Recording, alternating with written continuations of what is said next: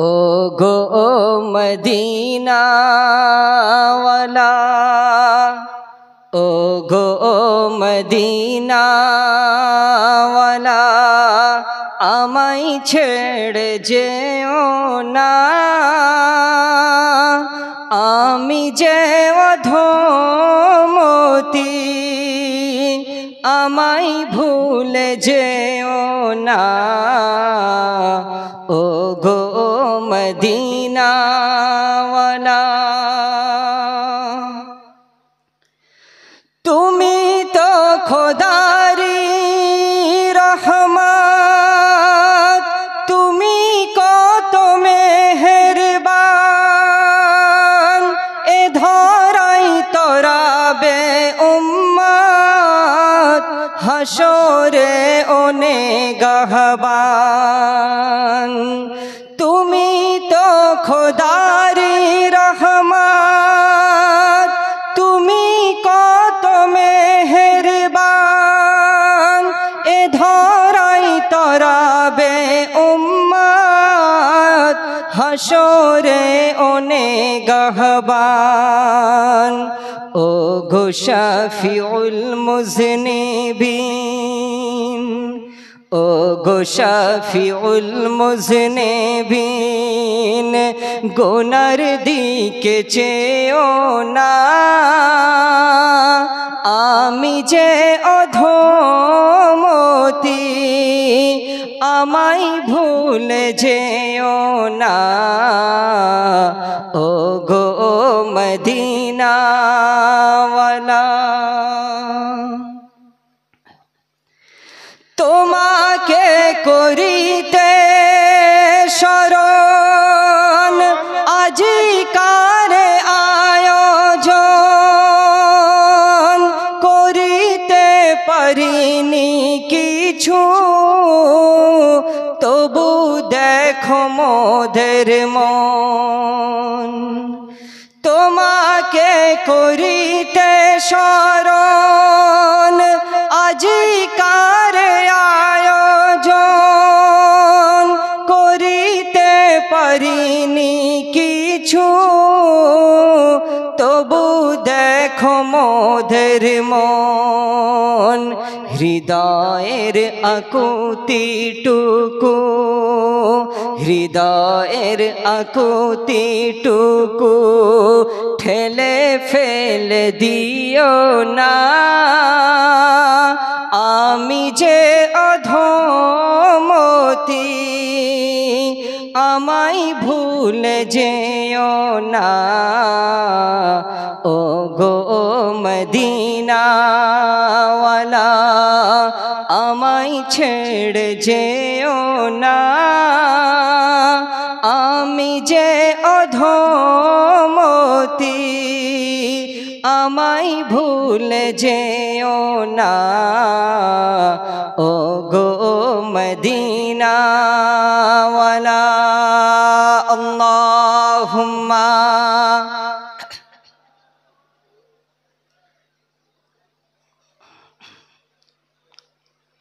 ওয়ালা আলে।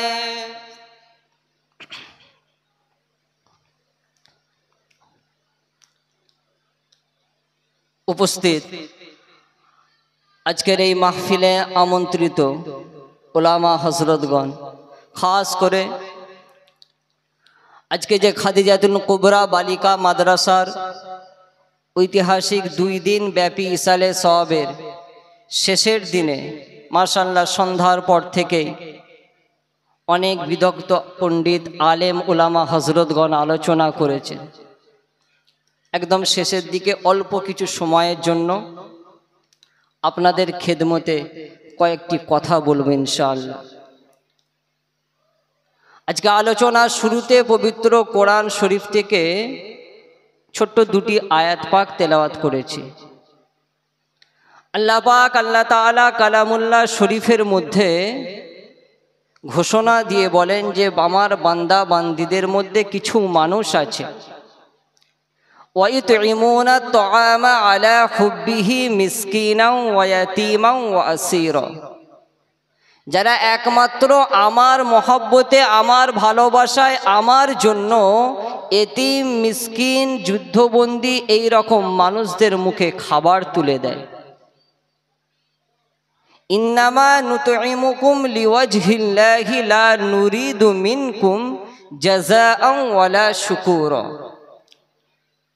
এবং তারা তাদেরকে যে সাহায্য করে, তাদেরকে যে খাবার দেয়, তাদের যে উপকার করে, এর বিনিময়ে তারা তাদের কাছ থেকে কোনো কিছুই প্রতিদান আশা করে না। তারা একমাত্র আমার আল্লাহর কাছে এর জাযা, এর প্রতিদান একমাত্র আল্লাহর কাছ থেকে আশা করে। তাদের কাছ থেকে কোনো প্রতিদান, তাদের কাছ থেকে কোনো কৃতজ্ঞতা তারা আশা করে না। এই রকম মানুষদের প্রশংসা করে আমার আল্লাহ বলেন, আমার বান্দা বান্দিদের মধ্যে যারা এই রকম বান্দা বান্দি, এদেরকে আমি আল্লাহ বড় ভালোবাসি।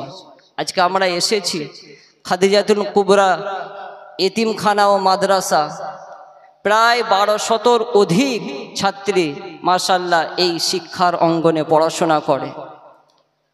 আল্লাহ পাক আল্লাহ তাআলা যে কোরআন শরীফ দুনিয়ার জমিনে পাঠিয়েছেন, এই কোরআনের প্রথম ওহী ইকরা বিসমি রাব্বিকাল্লাযী খলাক, যে তোমরা পড়ো তোমার প্রভুর নামে যিনি তোমাদের সৃষ্টি করেছেন। এখানে কি শুধু পুরুষদের কথা বলা হয়েছে, খাস করে নারীদের কথা বলা হয়েছে? উভয়ের ক্ষেত্রে আল্লাহ পাক স্পষ্ট করেছেন যে তোমরা পড়ো, যে খাস করে বলা হয়নি যে শুধু পুরুষরাই পড়াশোনা করবে। ইসলামের শরীয়তের দৃষ্টিকোণ থেকে উভয়ের জন্য শিক্ষা অর্জন করা ফরজ। আজকে সেই মহিলা মাদ্রাসায় যেখানে কত শত মহিলা পড়াশোনা করছে, দিনের শিক্ষা নিচ্ছে, কোরআনের শিক্ষা নিচ্ছে, এমন একটা জিনিস যে কোরআন এমন একটা কিতাব, দুনিয়ার জমিনে কত কিতাব রয়েছে, কোনো কিতাব পড়লে কিন্তু আপনার গুনাহ মাফ হবে না, কি গো? কিন্তু কোরআন এমন একটা কিতাব, কালামুল্লাহ শরীফ এমন একটা কিতাব, এই কিতাব আপনি পাঠ করবেন, আমার আল্লাহ আপনার গুনাহকে মাফ করে দেবে। একটু জোরে বলুন সুবহানাল্লাহ। আল্লাহ রসুল, আল্লাহর হাবিব হুজুরের জিন্দেগিতে অনেক মুজিজা, প্রত্যেকটা নবী রসুলকে আল্লাহ পাক মুজিজা দান করেছেন, কি গো দান? প্রত্যেকটা নবী রসুলকে আল্লাহ পাক এক একজনকে এক এক রকম মুজিজা দিয়েছেন। আমার নবী, আপনার নবী হাবিবুল্লাহ নবী মুহাম্মদুর রাসূলুল্লাহ, তানাকেও মুজিজা দেওয়া হয়েছে। বাবা মুসলমান ঘরে ছেলেরা, ও নবীর উম্মত উম্মতিরা, আল্লাহ পাক আল্লাহ তাআলা নবী মুসা আলাইহিস সালামকে মুজিজা দান করলেন। হাতের লাঠিটা অজগর সাপে পরিণত হয়ে যায়। আল্লাহ পাক আল্লাহ তাআলা নবী ঈসা আলাইহিস সালামকে মুজিজা দান করলেন। মরা মানুষকে বলার সাথে সাথে জিন্দা হয়ে যেত। আমার আল্লাহ নবী ইব্রাহিম আলাইহিস সালামকে এইভাবে মুজিজা দান করলেন। আগুনের কুণ্ডুতে ফেলা হলো, তার পশমেরও ক্ষতি হলো না। আল্লাহ পাক নবী দাউদ আলাইহিস সালামকে মুজিজা দান করলেন। লোহার মতো শক্ত জিনিস হাতে নেবার সাথে সাথে পুতুলের মতো নরম হয়ে যেত।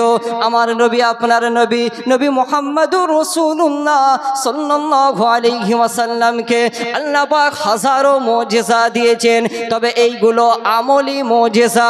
তবে আমার আল্লাহ তার নবীকে, তার হাবিবকে, তার মুস্তাফাকে এমন একটা মুজিজা দিলেন যেটা হলো ইলমি মুজিজা। এই মুজিজা হলো পবিত্র আল কোরআন, যে মুজিজার কোনো শেষ নেই। কিয়ামত পর্যন্ত আমার রাসূলের এই মুজিজা জারি হয়েছে। ও বাবাজিরা, দুনিয়ার জমিনে নবী রাসূলরা চলে যাবার পর তাদের মুজিজাটা শেষ হয়ে গেছে, কিন্তু আমার নবীর এই ইলমি মুজিজা কোরআন কিয়ামত পর্যন্ত জিন্দা থাকবে। ও বাবাজিরা, আজকে সেই কোরআনের মজলিস, যেখানে কোরআন শিক্ষা দেওয়া হয়, খাদিজাতুল কুবরা মাদ্রাসা, যেখানে বাড়ির আমাদের মেয়েদেরকে পবিত্র কোরআনের শিক্ষা দেওয়া হয়, যে কোরআন সম্পর্কে আমার আল্লাহ বলেন, বান্দা তোরা আমার এই কিতাবটা পাঠ করবে, বান্দা তোরা আমার কোরআন তেলাওয়াত করবে, আমি আল্লাহ তোদেরকে একটা হরফ পড়ার সাথে সাথে তোদেরকে একটা সওয়াব দান করব, যেটা 10টা নেকি বরাবর হয়ে যাবে। এইভাবে আপনি পবিত্র কোরআন শরীফ যত তেলাওয়াত করবেন, আমার আল্লাহ আপনার আমলনামা নেকি দিয়ে ভরিয়ে দেবে। সেই কালামুল্লাহ শরীফ আমার রসুলকে যতগুলো মুজিজা দেওয়া হয়েছে, তার মধ্যে শ্রেষ্ঠ মুজিজা যে ইলমি মুজিজা। আমালি মুজিজা হাজারো রয়েছে, কিন্তু আল্লাহ পাক তার হাবিবকে যে কোরআনের মাধ্যমে যে ইলমি মুজিজা দিলেন, এটা কিন্তু আজও জারি রয়েছে। কত বিরোধিতা করেছে, আল্লাহ পাক চ্যালেঞ্জ করে বলেছেন, যদি পারো এর অনুরূপ একটা সূরা তোমরা তৈরি করে দেখাও। আজও পর্যন্ত এই চ্যালেঞ্জের মোকাবেলায় কেউ দাঁড়াতে পারেনি, আর কিয়ামত পর্যন্ত পারবে না। তো সেই কোরআন শিক্ষার জায়গা আজকে অল ইন্ডিয়া সুন্নাতুল জামাত এই যে প্রতিষ্ঠানগুলো পরিচালনা করছে, এই কোরআন শিক্ষার আলো মানুষের ঘরে ঘরে ছড়িয়ে দেবার জন্য। আজকে কোরআনের কথা বলি, আল্লাহ রসুলের সাহাবী হজরতে ওমর ফারুক রাদিয়াল্লাহু তাআলা আনহু জামানা, ইসলামের দ্বিতীয় খলিফা, উনি একবার সফরে বের হয়েছে। আসফান বলে একটা জায়গায় ওনার সাথে সাক্ষাৎ করলো মক্কার জমিনে যাকে গভর্নরের দায়িত্ব দেওয়া হয়েছিল, নাফে ইবনে হারিস বলে ব্যক্তি। উনি আল্লাহ রসুলের একজন সাহাবী। আসফানে যখন ওমর ফারুক হুজুরের সাথে দেখা হলো, তো ওমর ফারুক হুজুর আমার সালাম কালামের পর জিজ্ঞাসা করছেন যে নাফে, তুমি তো এখানে আমার সাথে সাক্ষাৎ করার জন্য এসেছো, তো তুমি তোমার জায়গায় কাকে রেখে এসেছো? তোমাকে যে মক্কা এবং তায়েফের গভর্নর দায়িত্ব, এত বড় একটা দায়িত্ব দেওয়া হয়েছে, তুমি তোমার জায়গায় কাকে বসিয়ে এসেছো? হজরতে নাফে সেই সময় বলেছিল যে হুজুর, আমি আমার জায়গায় অস্থায়ীভাবে ইবনু আবজা বলে একজনকে দায়িত্ব দিয়ে এসেছি। খুব ভালো করে বুঝবে যে কোরআনের মাধ্যমে আল্লাহ পাক কিভাবে সম্মানকে মানুষের বাড়িয়ে দেয়। ওমর ফারুক যখন শুনলেন যে ইবনু আবজাকে মক্কার জমিনে নাফে নিজের জায়গায় গভর্নর করে এসেছে, ওমর ফারুক জিজ্ঞাসা করছেন যে কোন ইবনু আবজা, ওর পরিচয়টা কি? তখন হজরতে নাফে বলছেন যে ইবনু আবজা হচ্ছে আমাদেরই কারো একজন গোলাম যাকে আজাদ করে দেওয়া হয়েছে, আমাদেরই কারো একজন গোলাম যাকে আজাদ করে দেওয়া হয়েছে, সেই ইবনু আবজা। আল্লাহ রসুলের সাহাবা আমিরুল মুমিনিন খলিফাতুল মুসলিমিন ওমর ফারুক রাদিয়াল্লাহু তাআলা আনহু হুজুর আমার সেই সময় অবাক হয়ে বলেন, ফাস্তাখলাফতা আলাইহিম মাওলান, ও বাবা নাফে, তুমি তোমার জায়গায় একটা গোলামকে রেখে এসেছো। তোমাকে যে দায়িত্ব দেওয়া হয়েছে, যেখানে তোমার জায়গায় একজন গোলামকে তোমার স্থলাভিষিক্ত করে এসেছো। ওমর ফারুক হুজুরের লোকে লক্ষ্য করে সেই সময় নাফে বলেছিল, ও আমিরুল মুমিনিন খলিফাতুল মুসলিমিন, ইন্নাহু কারিউন লিকিতাবিল্লাহি আযজা ওয়া জাল্লা ওয়া ইন্নাহু আলিমুন বিল ফারাইজ। ওই ইবনু আবজা কোনো সাধারণ মানুষ নয়, সে আল্লাহর কিতাবের একজন পণ্ডিত মানুষ, কোরআনের একজন আলেম, আর সাথে সাথে ফারাইজ বিভাগে তার জ্ঞান রয়েছে। সেই সময় ওমর ফারুক রাদিয়াল্লাহু তাআলা আনহু নাফেকে লক্ষ্য করে বলেছিলেন, ও বাবা নাফে, আমার রাসূল সত্য বলেছেন, আমার রাসূল সত্য বলেছেন, ইন্নাল্লাহা ইয়ারফাউ বিহাদাল কিতাবিল ইন্নাল্লাহা ইয়ারফাউ বিহাদাল কিতাবিল লিকওমান। আমার রাসূল সত্য বলেছেন যে এই কিতাবের অনুসরণ করার মাধ্যমে, এই কিতাবকে মেনে চলার মাধ্যমে আমার আল্লাহ অনেক জাতির মর্যাদাকে বাড়িয়ে দেন। আজকে এই কোরআন শিক্ষা করার কারণে, কোরআনের ইলম থাকার কারণে, হাদিসের ইলম থাকার কারণে, ফিকহের ইলম থাকার কারণে, ফরায়েজের ইলম থাকার কারণে ইবনু আবজার মতো একজন গোলামকে আমার আল্লাহ মক্কার গভর্নরের চেয়ারে বসিয়েছেন। যে আল্লাহ রসুল যথার্থ বলেছেন যে এই কোরআনের অনুসরণ অনেক কমকে উঁচু জায়গা দিয়ে দেবে। তাদের মর্যাদাকে বাড়িয়ে দেবে। আর যারা এই কোরআনকে অবমাননা করবে, যারা কোরআন থেকে দূরে চলে যাবে, আল্লাহ পাক তাদেরকে নত করে দেবে। তো সেই কোরআনের মজলিসে আমরা বসেছি। আমার আপনার পীর ও মুর্শিদ মুজাদ্দিদ জামান আমিরুশ শরিয়া আলা হযরত দাদা হুজুর পীর কেবলা রহমতুল্লাহ আলাই হুজুর আমার বাংলার জমিনে মানুষের দাঁড়ে দাঁড়ে ইলমের জ্ঞান, ইসলামের জ্ঞান, কোরআনের জ্ঞান ছড়িয়ে দেওয়ার জন্য শত শত শত শত মাদ্রাসা মুক্ত প্রতিষ্ঠিত করেছেন মানুষকে কোরআন শিক্ষা দেওয়ার জন্য। কি গো, আজকে আমার আগে মুফতি মাতিন সাহেব আলোচনা করছিলেন, তানার আগে পীরজাদা সাইমউদ্দিন সিদ্দিকী ভাইজান আলোচনা করলেন, তাই না?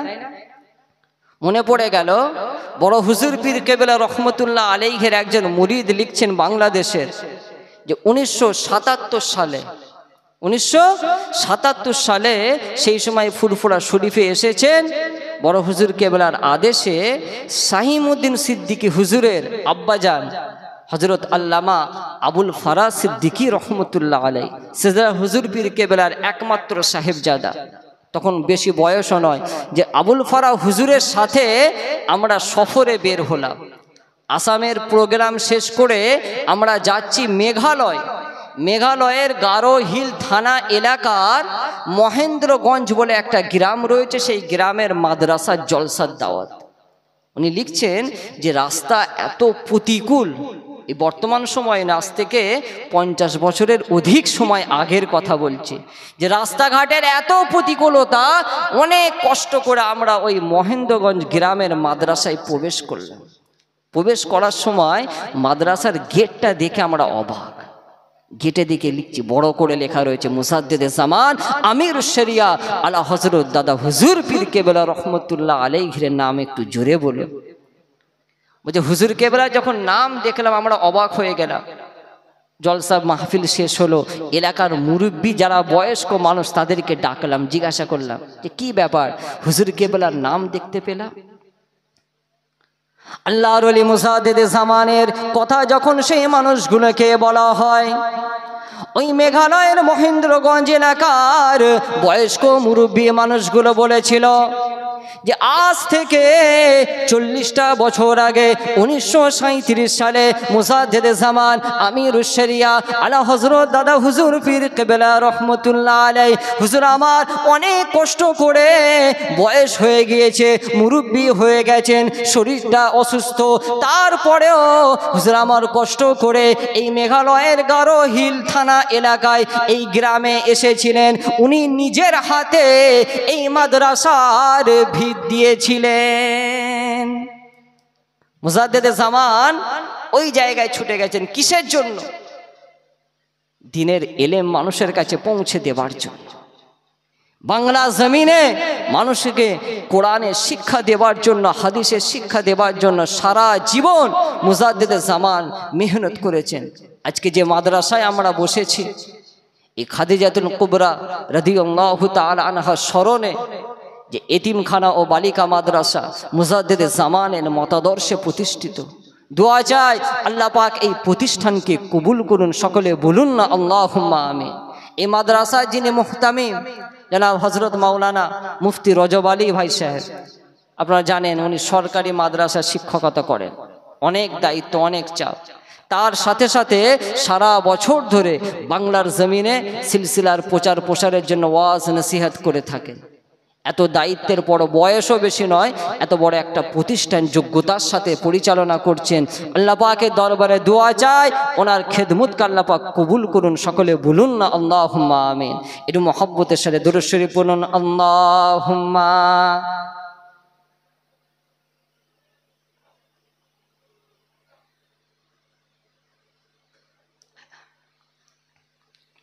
এটা তাকবীর দিন তো, নারে তাকবীর, নারে তাকবীর, নারে তাকবীর। সিলসিলায়ে হক মুজাদ্দিদুজ জামান, সিলসিলায়ে হক মুজাদ্দিদুজ জামান, সিলসিলায়ে ফুরফুরা শরীফ, আহলে সুন্নাতুল জামাত, অল ইন্ডিয়া সুন্নাতুল জামাত, অল ইন্ডিয়া সুন্নাতুল জামাত, খাদিজাতুল কুবরা বালিকা মাদ্রাসা, নারে তাকবীর, অনেকটা রাত হয়েছে বুঝতে পারছি, আপনাদের শরীরও ক্লান্ত, একটু জাগিয়ে দিলাম। মুজাদ্দেদে জামানের স্মরণে মহব্বতে আমি একটা গজল যেখানেই যাই মুজাদ্দেদে জামানের স্মরণে শোনাই। কি গো আপনারা শুনবেন তো নাকি? হ্যাঁ, এটা তকবীর দেবেন যারা মুজাদ্দেদে জামানকে মহব্বত করেন, ভালোবাসেন।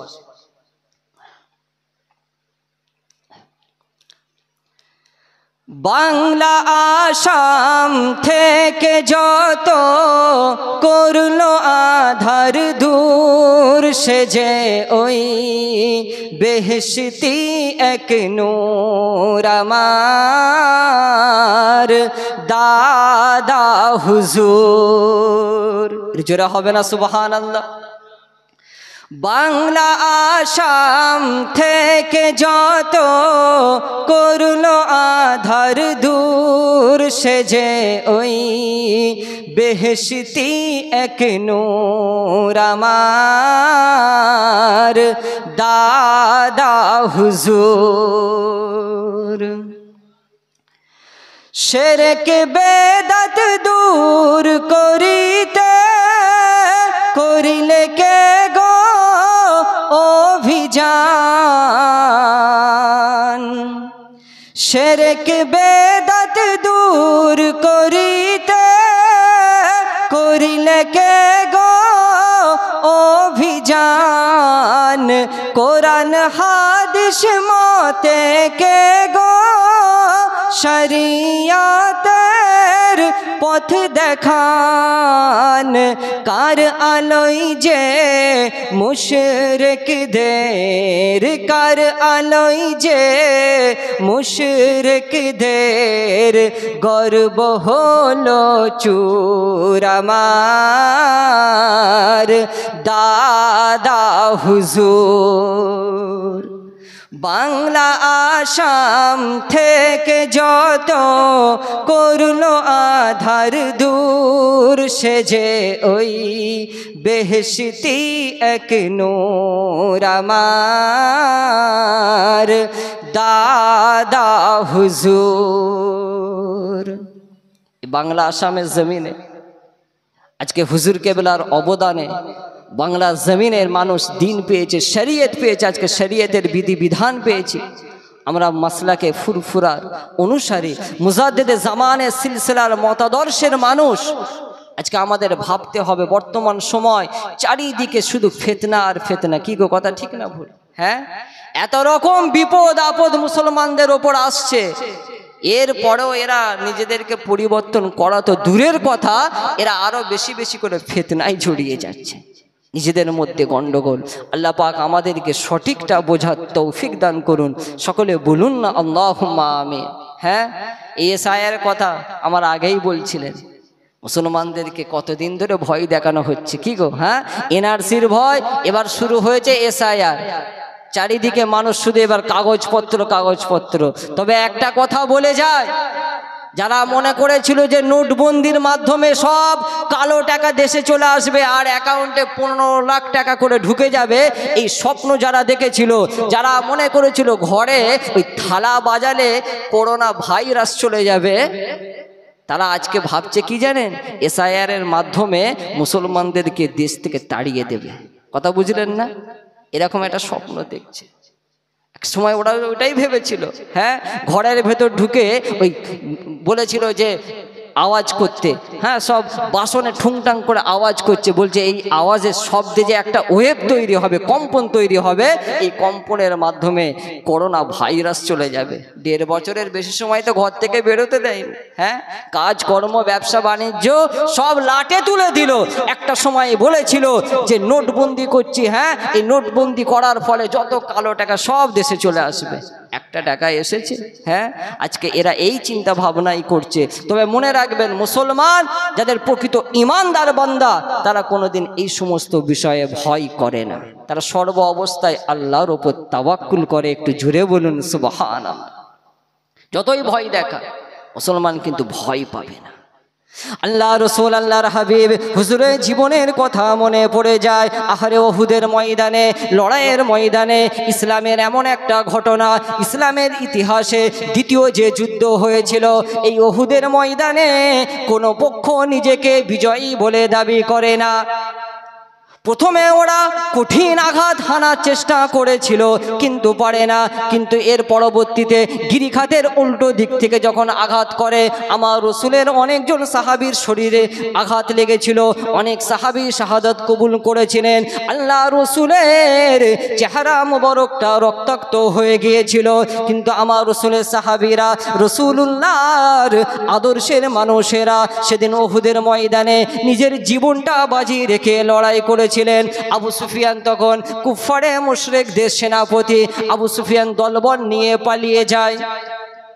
কিছুটা রাস্তায় যাবার পর মনে মনে একটা চিন্তা আসে যে আজকে যুদ্ধের ময়দান থেকে কেন আমি পালিয়ে এলাম, বরং আজকে যুদ্ধের ময়দানে যদি মুসলমানদেরকে চিরতরে শেষ করে দিতে পারতাম, তাহলে ইসলামের কোনো অস্তিত্ব থাকতো না। সেই সময় ওরা একটু জোর পেয়ে গিয়েছিল। আবু সুফিয়ান ভাবছে চলে আসাটা বোকামি হলো, বরং যদি আজকে আবার আক্রমণ করি, আল্লাহ পাক অন্তরে একটা ভয় ঢুকিয়ে দিল। আবু সুফিয়ানের অন্তরে একটা ভয় ঢুকে গেল, মক্কার দিকে এগিয়ে যাচ্ছে। যেতে যেতে নুআইম বিন মাসউদ বলে একটা মানুষের সাথে সাক্ষাৎ। শুনছেন? নুআইম বিন মাসউদ বলে একটা মানুষের সাথে সাক্ষাৎ। আবু সুফিয়ানের মাথায় একটা দুষ্টু বুদ্ধি চেপে গেল। নুআইমকে ডেকে বলল, ভাই আপনি কোথায় যাচ্ছেন? যে আমি মদিনায় যাচ্ছি।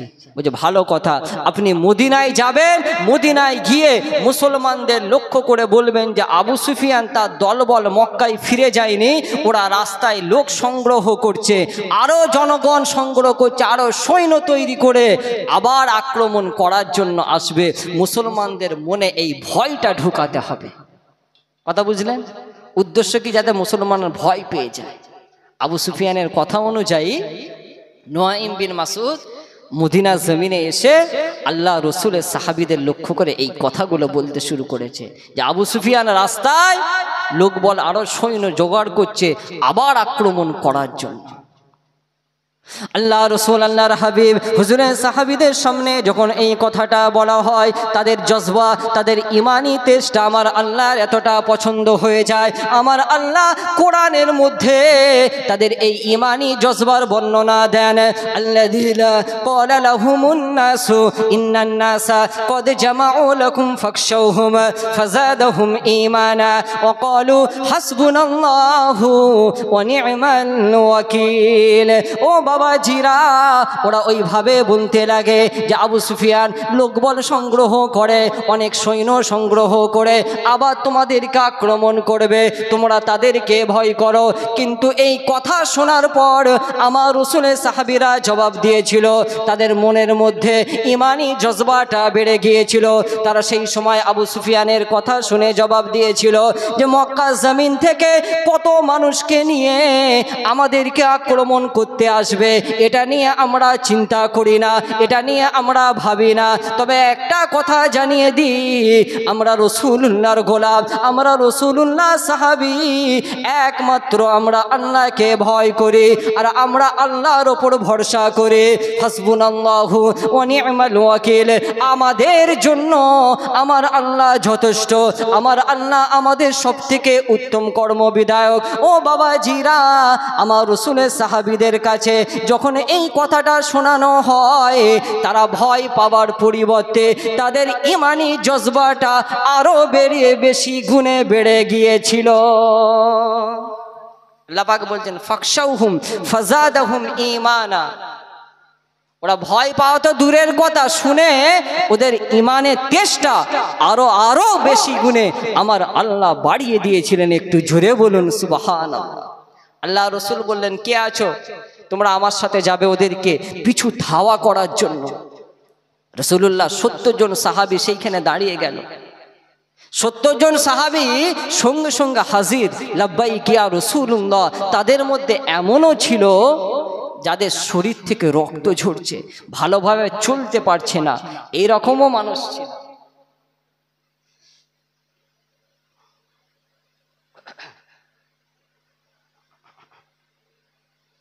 জি, সময় অল্প সময় আপনাদের খেদমতে কয়েকটা কথা বললাম। যে কথাটা বলছিলাম শেষ করি, যে তাদের অবস্থাটা এমন ছিল যে শরীর থেকে রক্ত ঝরছে, কিন্তু এর পরেও তারা আমার রসুলের ডাকে সাড়া দিয়ে বলেছিল হুজুর আমরা তৈরি আছি। তারা কিন্তু পিছু পা হয়নি। প্রকৃত ইমানদার, প্রকৃত মুত্তাকি বান্দার পরিচয় হচ্ছে এটা। তো আমার বাবাজিরা, মোমেন মুসলমান, তারা সব সময় একমাত্র আল্লাহর উপর তাওয়াক্কুল করে, আল্লাহর উপর ভরসা করে। এত বড় প্রতিষ্ঠান শুধু আজকে এই খাদিজাতুল কুবরা বলে নয়, এই সংগঠনের মাধ্যমে একাধিক বড় বড় প্রতিষ্ঠান পরিচালিত হচ্ছে। আর বর্তমান সময় এই দ্রব্যমূল্যের বাজারে এক একটা প্রতিষ্ঠান পরিচালনা করা যে কতটা কঠিন বিষয়, এটা যারা প্রতিষ্ঠানের সাথে যারা জড়িত আছে তারাই বিষয়গুলো জানে। বাইরে থেকে অনেকে অনেক কথা বলে, কিন্তু একটা প্রতিষ্ঠান পরিচালনা যদি দায়িত্ব দেওয়া হয় তখন বুঝতে পারবে।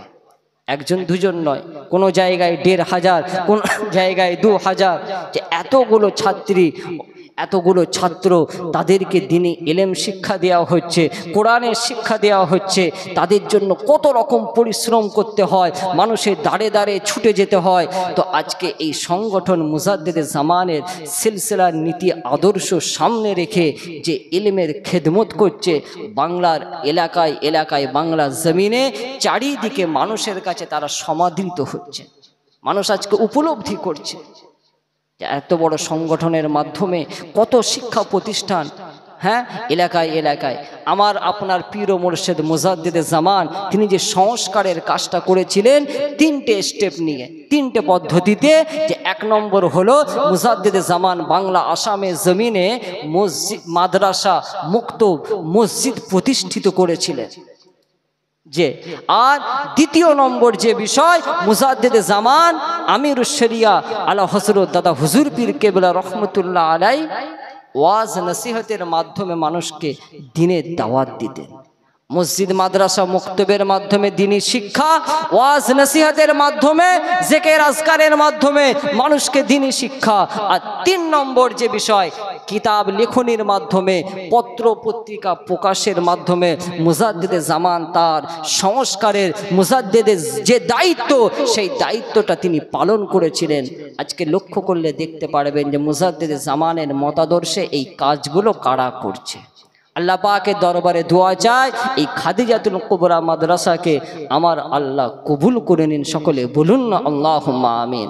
এর সাথে সাথে মুজাদ্দেদে জামানের মতাদর্শে যত মাদ্রাসা মুক্তব রয়েছে, আল্লাহ পাক প্রতিটা মাদ্রাসা মুক্তবকে আমার আল্লাহ কবুল করে নিন। সকলে বলুন না আল্লাহুম্মা আমিন। অল্প সময় আপনাদের খেদমতে